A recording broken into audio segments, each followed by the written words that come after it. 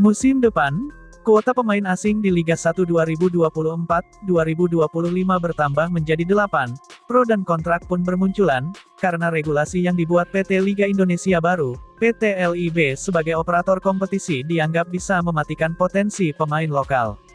Meskipun dalam regulasi yang bermain sebagai starter hanya 6 pemain asing, namun 2 pemain lain bisa sebagai pengganti, Arema FC angkat bicara terkait regulasi tersebut. Sebelumnya, kami sudah mendengar kabar penambahan kuota pemain asing tersebut, kami hanya bisa mengikuti saja, kata General Manager Arema FC, Yusrinal Fitriandi. Kuncoro menambahkan, terkait pemain asing, dia melihat Persib Bandung sukses dengan deretan pemain asing dan naturalisasinya. Jadi, tim bisa lebih tangguh ketika memiliki banyak pemain asing dengan kualitas di atas rata-rata. Namun, butuh dana besar untuk mendatangkan pemain asing yang sudah punya nama besar di Indonesia. Lihat materi pemain Persib, berapa pemain asing dan naturalisasinya, kualitasnya bagaimana, wajar jika mereka bisa jadi juara, tapi, ada juga contoh lain membentuk tim juara.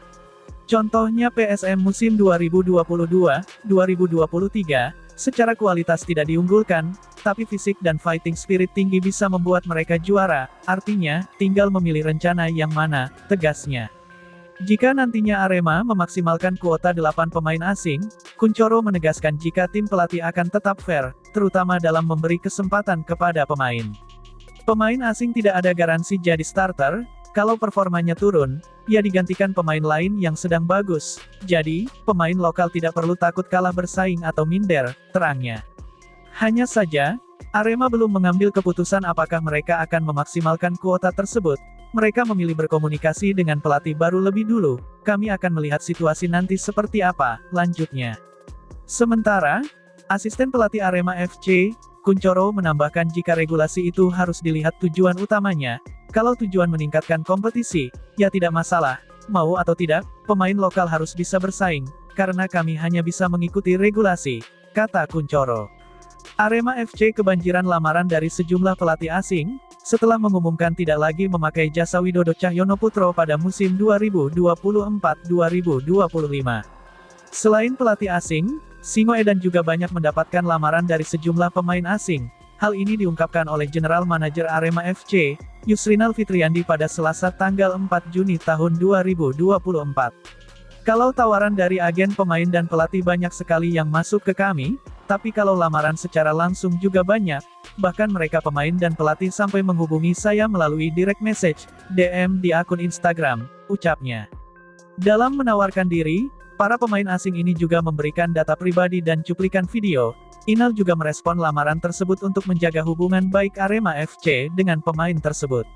Saya juga gak ngangka, mereka mengetahui Instagram saya pribadi lalu di DM, ya untuk menjaga hubungan baik mereka, saya balas dan ada juga yang sampai minta kontak pribadi, ungkapnya.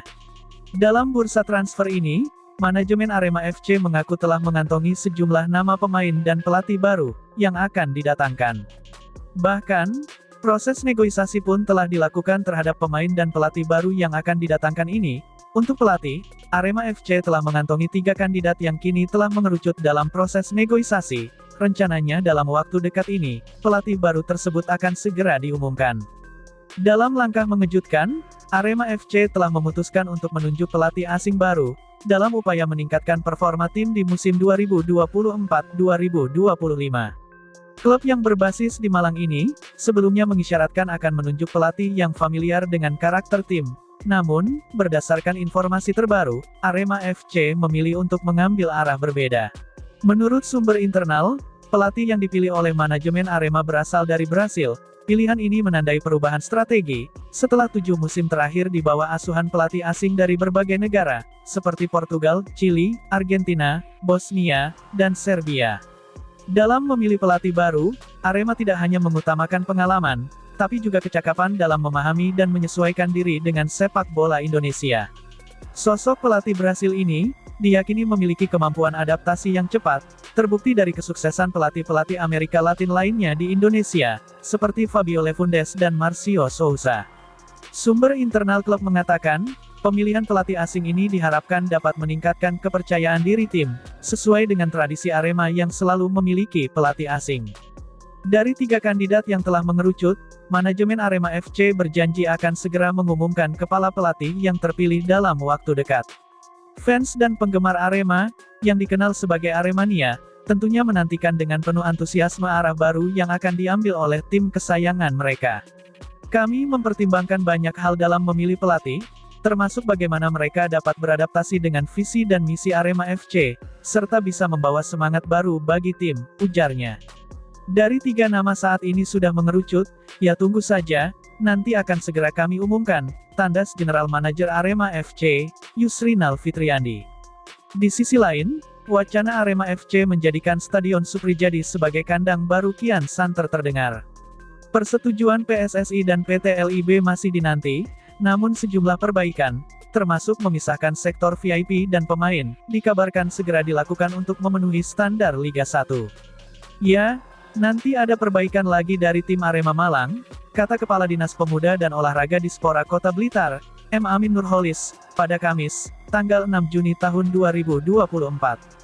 Biaya perbaikan akan ditanggung Arema FC, mengingat Pemkot Blitar tak memiliki anggaran untuk itu, namun, rencana ini dihadapkan pada trauma masyarakat Kota Blitar, terkait kerusuhan pasca derby Jawa Timur di Stadion Suprijadi pada tanggal 18 Februari tahun 2020 silam. Saat itu, Arema FC kalah 2-4 dari Persebaya, dan ketegangan antar supporter berlanjut di luar stadion, dan mengakibatkan kerusuhan yang melibatkan warga setempat. Mobil saya juga jadi korban, kaca hancur bagian depan dan belakang, ungkap Wali Kota Blitar, Santoso, saat ditemui awak media di makam Bung Karno, pada Kamis, tanggal 6 Juni tahun 2024. Warung, sawah dan kendaraan warga pun tak luput dari amukan para supporter. Santoso sendiri menyaksikan langsung pembakaran kendaraan milik warga.